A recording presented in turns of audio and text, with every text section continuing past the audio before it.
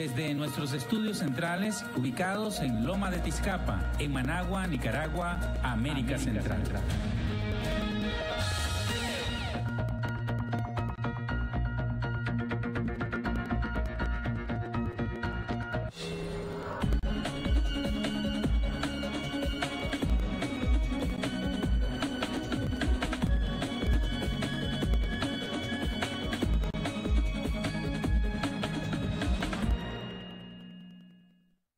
¿Qué tal? Es un gusto que siempre estén en sintonía de 100% Noticias, el canal El Original. Les saluda Lucía Pineda Ubau. Gracias por vernos por www.ciennoticias.com.ni en toda la bolita del mundo.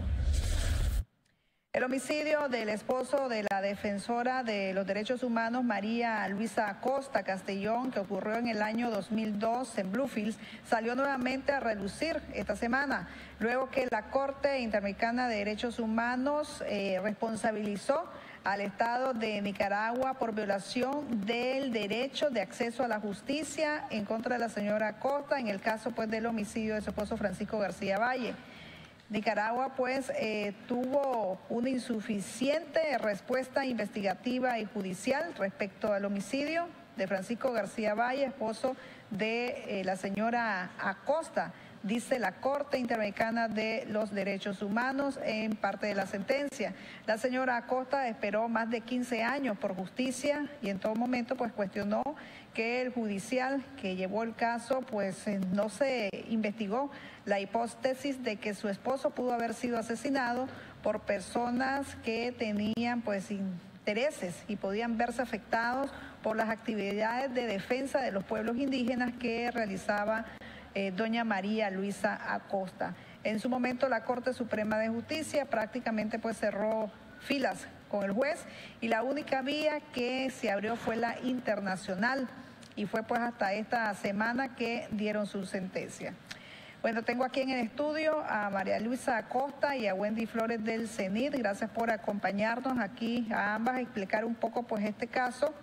Que entiendo que hay personas que están purgando pues su condena de cárcel por el homicidio de su esposo, pero usted quedó, doña Luisa, no conforme, ¿verdad?, con todo este proceso de investigación y es hasta 15 años después que la Corte Interamericana de Derechos Humanos pues le da a usted pues la razón de que no se llevó pues el proceso y se descartó pues una hipótesis que usted planteó en su momento.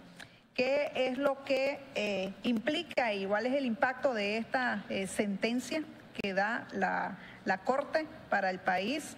Tal vez si nos explica, doña Luisa. Sí, el caso se originó en el asesinato de mi esposo en el 2002. Desde el año 2000 yo representaba a las 12 comunidades indígenas y étnicas de la cuenca de Laguna de Perla en la defensa de 7 de los 22 cayos que estaban siendo vendidos por internet por el señor Peter Socos y su socio y abogado Peter Martínez en Bluefield, en la cuenca de Laguna de Perla y también por algunas islotes del territorio Rama. ¿Usted relaciona entonces la muerte de su esposo, el homicidio o asesinato con esto? Desde el primer momento yo lo señalé a ellos como las personas que tendrían algún interés en que yo saliera de Bluefield, en que no siguiera haciendo el trabajo de defensora de los pueblos indígenas que hacía en ese momento y así se lo comuniqué al juez. Y uno de los problemas más grandes que se presentaron fue que él no siguió esa línea de investigación lógica que yo le había presentado, porque además era un juicio bien sonado. Estábamos en el periódico, estábamos en Bluefield, una ciudad de 30,000 habitantes en ese momento, y era bien conocido por todo el sistema judicial y por todas las personas que había ese conflicto. Usted encontró muerto a su esposo, tengo entendido, en la casa cuando usted llegó. Yo estaba dando una conferencia en la Universidad Huracán y llegué a las 8 de la noche y bueno, estuve fuera de mi casa y esperando como un par de horas y hasta que pregunté a los vecinos, no, si él entró, me decían los vecinos y luego pues me metí por una ventana y encontré a mi esposo muerto. ¿Esta sentencia acuerpa su hipótesis? ¿O sí lo Totalmente, porque incluso cuando yo di mi declaración de afectada, ¿verdad? Le dije inmediatamente al juez y luego entonces él llamó a Peter Martínez y a Peter Socko, y Peter Socko en su declaración dice, es cierto que hay un litigio, ¿verdad?, con esta señora que está defendiendo al pueblo indígena, este litigio tiene más de 2 años y todo, pero nosotros no tenemos nada que ver. Sin embargo, el juez no le dio seguimiento a ver el motivo.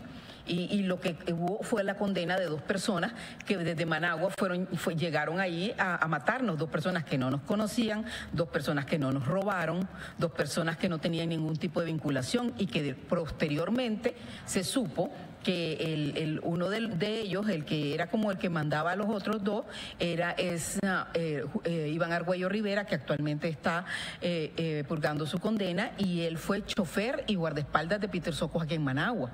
Así lo dijo la empresa Master Security, que era donde él trabajaba, e inicialmente habían comenzado a trabajar en la casa de Peter Socko a nombre de la empresa, y luego él lo había directamente empleado. O sea, sí, que cuando mataron a mi esposo, él era empleado de Peter Socko. Desde el punto de vista jurídico, o sea, ¿qué se puede hacer a estas alturas? Pues por todas aquellas personas que usted considera, o las personas que usted considera que fueron tal vez los autores intelectuales. O sea, ya con esta sentencia que da la Corte. Sí, otra cosa que es importante, que la policía también dictaminó que la bala con la que mataron a mi esposo provenía de una pistola que estaba registrada a nombre de Peter Martínez, el abogado y socio de Peter Socko, y aún así el juez no vio el vínculo entre estas personas que fueron condenadas y estas 2 que yo desde el primer momento dije que eran autores intelectuales.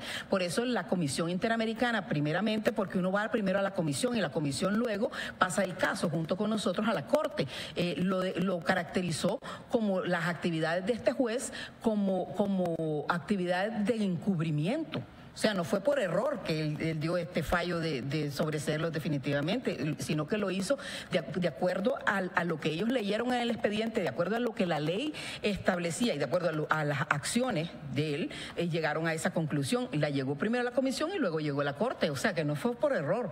Más bien el juez se coludió con ello. Entonces, en la sentencia actualmente lo que manda es que se abra la investigación con respecto de estas personas y de todas las personas que todavía faltan, porque hay 4. Hay otro autor material, hay un autor, hay un cómplice y 2 autores intelectuales que están señalados y que no se hizo nada al respecto. Bueno, Wendy, tal vez si nos explica, o sea, los pasos legales que van a dar ahorita, pues, porque ya con esto, que se abra investigación, ¿es posible hacerlo 15 años después? Sí, efectivamente, uno de los efectos de la sentencia de la Corte Interamericana de Derechos Humanos es que se reabran las investigaciones para determinar la responsabilidad penal de las otras personas que fueron sobreseídas ilícitamente según la Corte, y por lo cual no podría operar ni la prescripción ni la cosa juzgada o la extinción de la acción penal, porque efectivamente fueron obtenidas de forma fraudulenta. Entonces, este acto de obtener un beneficio como el sobreseimiento de forma fraudulenta no puede operar en el sistema penal, y por lo tanto no pueden escudarse en esta figura penal para evadir la justicia. Este es uno de los efectos de la sentencia, que tiene varios puntos. El primero de ellos es investigar, la obligación de investigar los hechos denunciados y los daños que se le ocasionaron a María Luisa Acosta, tanto a nivel penal como a nivel disciplinario. Recordemos que hubo una participación de una autoridad judicial que públicamente calumnió a María Luisa, o sea, la expuso a la animadversión pública, y esto obviamente la Corte lo consideró como un ataque en su calidad de defensora, al también haberla juzgado junto con los otros 2 autores señalados como autores intelectuales. Y luego la Corte establece medidas de satisfacción. Estas medidas de satisfacción consisten en que el Estado tiene la obligación de publicar la sentencia, el resumen ejecutivo en el diario oficial de circulación nacional, y la publicación electrónica completa de la sentencia en la página web del Ministerio Público, de la Corte Suprema de Justicia, de la Procuraduría General de la República. Además de que la Corte para Nicaragua tiene otras medidas que son garantías de no repetición. Por ejemplo, la elaboración de un protocolo de protección para defensores y defensoras de derechos humanos. recordemos que el ataque de María Luisa se da en su calidad de defensora de derechos humanos. Lo que la Corte busca es que ningún otro defensor o defensora vuelva a sufrir un ataque directo o a través de sus familiares, y por lo tanto tiene que elaborarse un protocolo que no existe en Nicaragua, que proteja a los defensores en la labor que están realizando, que es una labor importante para fortalecer la democracia en el país, para continuar elevando la voz de las víctimas, de aquellas que no tienen posibilidades de defenderse, pero que requieren del acompañamiento de estas personas que se enfrentan prácticamente al poder y que denuncian violaciones de derechos humanos. Entonces, ¿ha habido antecedentes anteriormente donde se da algo así similar, de los mandamientos de la Corte, ¿verdad? Y que el Estado de Nicaragua los cumpla al pie de la letra? Bueno, nosotros tenemos 4 sentencias condenatorias contra el Estado de Nicaragua. Históricamente podemos revisarlas. Por ejemplo, tenemos el caso de Jean Paul Jenny, que también estuvo ligado al tema de justicia y a la impunidad que rodeó la muerte del adolescente Jean Paul Jenny. Tenemos el caso de Aguastigny, que tuvo como consecuencia que hoy en día tuviéramos una ley 445 relacionado a los derechos de los pueblos indígenas, y que terminó en la titulación de los territorios, de los 23 territorios indígenas.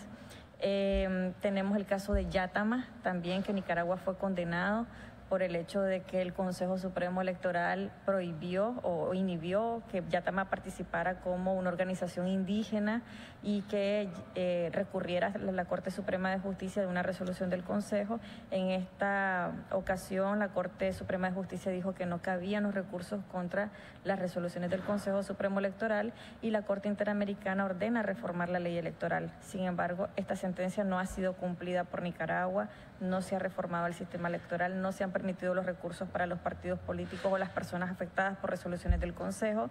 Solo se cumplió con lo que era lo que tenía que ver con las indemnizaciones o reparaciones económicas. Y ahora viene el caso de María Luisa Costa, que es un caso de una defensora de derechos humanos que fue víctima por su actividad. Y como decía anteriormente, esta sentencia tiene medidas de satisfacción, medidas de reparación, pero también tiene medidas de indemnizaciones compensatorias por todo lo que ha sufrido o sufrió María Luisa Costa y su familia, por el daño material, por el daño inmaterial, los daños psicológicos, la carga del proceso a nivel interno. Hay costas entonces económicas también. Hay costas económicas, claro, por lo que implicó el proceso tanto a nivel interno como a nivel internacional.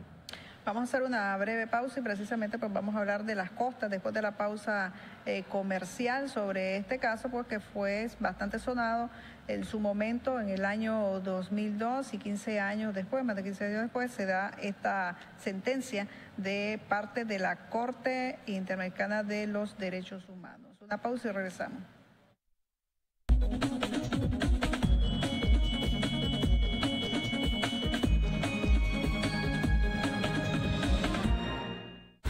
Mantente informado en Facebook con la nueva página de 100% Noticias, El Original. Recuerda darle like y únete a nuestra página para mantenerte informado con primicias a toda hora. Reportajes, entrevistas, tips económicos, noticias de última hora, programas completos y mucho más. Con 100% Noticias en Facebook.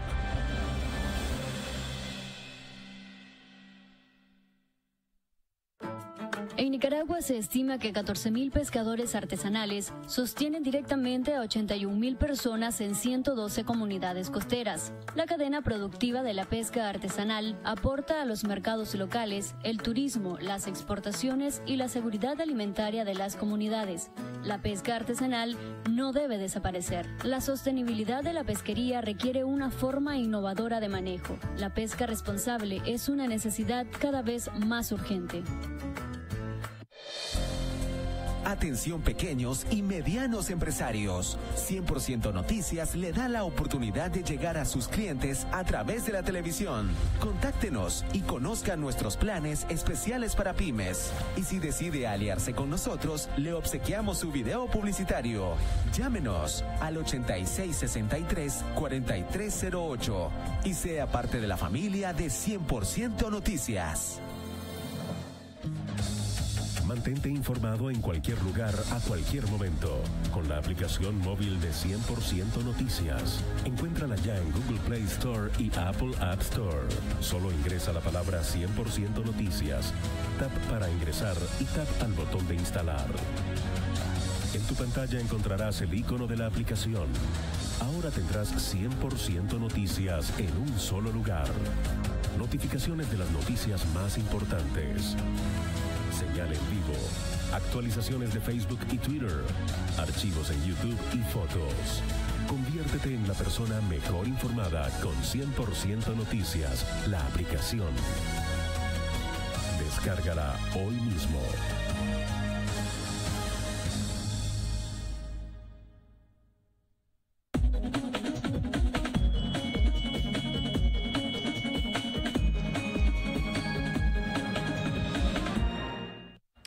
Gracias por continuar con nosotros. Converso con María Luisa Acosta, defensora de los derechos humanos, así también con Wendy Flores de el CENIT sobre un caso que ocurrió en el año 2002 cuando mataron al esposo de la señora Acosta en el sector, en Bluefield, pues en el Caribe Sur.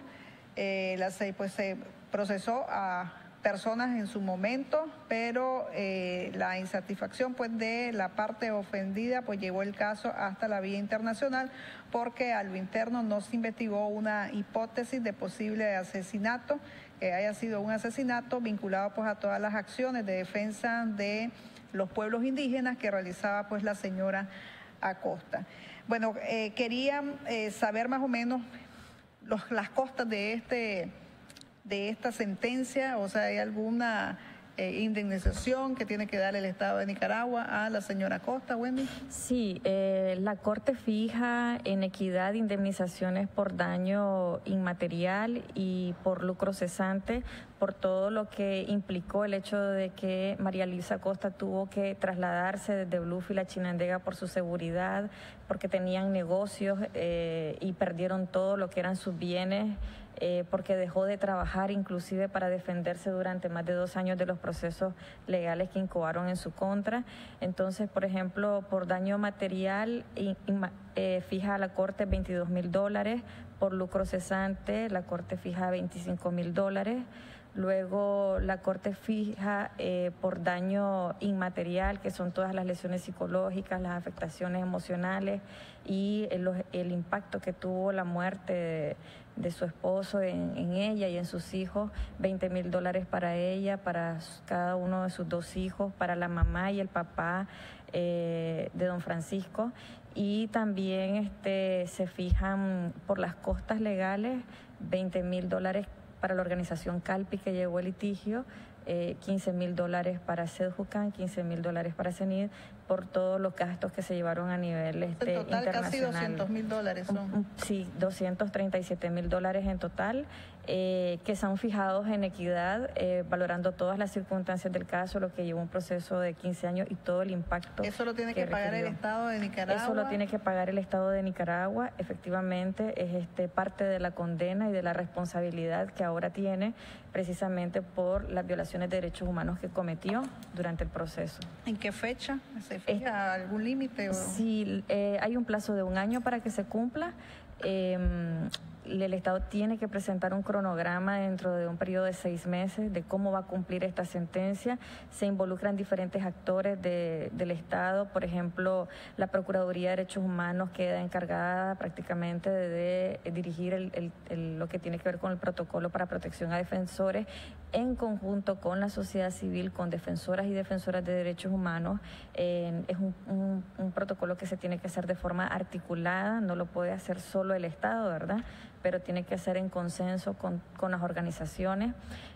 También tiene que dirigir las investigaciones, entonces esto va seguramente a corresponder al Ministerio Público y a la Policía Nacional, y revisar los procesos disciplinarios. La Corte tendría que intervenir en el tema de los procesos disciplinarios y obviamente el sistema judicial, porque nuevamente se vuelve a poner en su mesa el tema de de la justicia, es decir, este caso fue por violaciones del derecho al acceso a la justicia y evidentemente pues todavía el Poder Judicial tiene una deuda pendiente que la Corte se lo recuerda. Ese mismo periodo del pago, ¿verdad?, de más de $237,000 que tiene que hacer el Estado de Nicaragua, pues tanto a usted, su familia, sus hijos, el papá de su esposo y las organizaciones que se vieron involucradas en este proceso de acompañamiento, es de un año el periodo, el plazo. En el caso para reabrir la investigación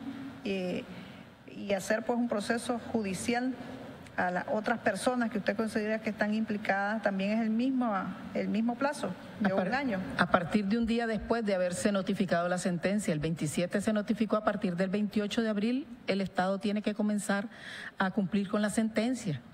Tiene un año, pero no quiere decir que es hasta dentro de un año. O sea, un día después, se empiezan desde el día 28 de abril, ellos tienen que empezar a iniciar el cumplimiento, ¿verdad?, de lo que se pueda. Porque yo creo que es importante señalar que no solamente el juez fue encubridor de las personas que yo señalé en ese momento como autores intelectuales, sino que ellos, una vez que fueron sobreseídos, iniciaron juicios en contra mía, juicio de injurias y calumnia, juicio de falsa denuncia, embargaron mi casa y todos estos juicios duraron 3 años. Y el argumento para embargar mi casa fue que ellos iban a ir a los Estados Unidos a ganarse a hacer un negocio que se iban a ganar $100,000, y como estuvieron vinculados 22 días al juicio, Peter Martínez y Peter Socos no pudieron viajar, entonces los $100,000 que se iban a ganar se los tenía que pagar yo. Y entonces por eso embargaban mi casa. Y estos juicios, actualmente, Peter Socos está en Miami y Peter Martínez vive en Bluefield. Estos juicios duraron casi 3 años. Y yo nunca más volví a la Laguna de Perla a trabajar con esas personas con las que había trabajado por años. O sea, y bueno, me causaron, pero el asunto para mí, lo peor, es que es un juez de la República el que se colude con estos dos ciudadanos y me persiguen y me hostigan para que yo no siga trabajando por la defensa de estos pueblos. Y en esa medida me abren todos esos juicios y me los duran 3 años. El tribunal, yo presenté recursos por retardación de justicia. Yo fui a la Procuraduría de Derechos Humanos y la Procuraduría de Derechos Humanos sacó una resolución, y porque mandó a la Corte Suprema a decir, yo también presenté una cantidad de quejas disciplinarias contra los jueces y los magistrados del tribunal por retardación de justicia y por la forma en que resolvían los casos. Cuando, por ejemplo, apresaron a Iván Argüello Rivera, que actualmente está purgando su sentencia de 23 años, él, cuando lo detuvieron en Costa Rica, dijo que esa noche lo había mandado a mi casa Peter Socos. Inmediatamente yo pedí al tribunal que lo llamaran y que le pidieran, que le dieran oportunidades, o sea, que lo interrogaran. El tribunal dijo que no. Y así todas las pruebas que se iban presentando. Entonces, en esa medida, no solamente fue Julio Acuña Cambronero, que todavía sigue siendo juez de la República y que ha sido recientemente ascendido a magistrado del Tribunal de Huigalpa, después de que internacionalmente hay una comisión y una corte que lo encuentran culpable de encubrir a 2 ciudadanos que él está juzgando. Entonces, estas cosas para mí como ciudadana, como abogada y como víctima, no tienen sentido. En ningún país del mundo, en un sistema judicial, se puede dar el lujo de no investigar un caso de eso, cuando un magistrado del Tribunal de Apelaciones ahora está inmerso en ese tipo de cuestionamientos. Tienen que abrir una investigación, como tienen que abrir la investigación con respecto de los autores intelectuales que yo he señalado como tales, y que hay pruebas emitidas por la Policía Nacional con respecto a su vinculación con los autores materiales del asesinato. ¿Qué pasa si el país queda en desacato? ¿Las otras sentencias se han cumplido en su totalidad o parcialmente? La sentencia de Aguastigni, la Corte ya la consideró cumplida. La sentencia de Yatama se encuentra cumplida parcialmente, porque solo pagaron las indemnizaciones. Y esta sentencia nosotros esperamos que la cumplan. En el caso de cumplir la sentencia, que es lo que nosotros esperamos, es que tendría un efecto positivo. Primero, porque el caso debería en realidad dejar de estar en la impunidad y que María Luisa Acosta logre acceso a la justicia en nuestro país. Y segundo, porque la labor de los defensores y defensoras de derechos humanos estaría protegida y la idea es que haya un clima de legitimidad dentro de la sociedad, que el Estado tiene la obligación de respetar y en todo caso hasta de promover la labor de los defensores de derechos humanos, que son que vigilan prácticamente todos los comportamientos abusivos o ilegales de funcionarios y funcionarias frente a ciudadanos y ciudadanas particulares que denuncian estas arbitrariedades. Entonces, este es el objetivo de esta sentencia, realmente que haya una protección, que hayan recursos financieros, técnicnicos, y directrices cuando un defensor o defensora está en una situación de riesgo, pero no solamente para el defensor o defensora de derechos humanos, sino para los testigos y para los familiares de los defensores. Bueno, gracias, ¿verdad, Wendy? Y a usted, doña María Luisa, vamos a estarle dando seguimiento pues, a este caso y a ver de qué medida pues el Estado pues le da cumplimiento a esta sentencia que dio la Corte Interamericana pues, de los Derechos Humanos. Gracias a usted por su sintonía. Recuerde que este y todos los programas están disponibles en nuestro sitio web www.ciennoticias.com.ni en toda la bolita del mundo.